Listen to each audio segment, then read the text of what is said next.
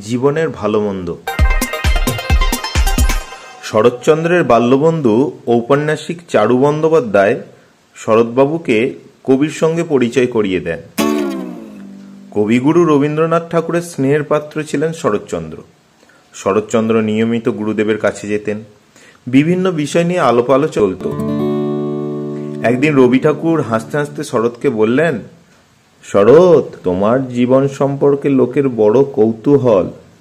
আমার জীবন স্মৃতির মতো তুমিও তোমার জীবনের কথা লেখো। সেই লেখা পড়ে বাংলার পাঠক সমাজ তোমার জীবন সম্বন্ধে জানতে পারবে। লেখো।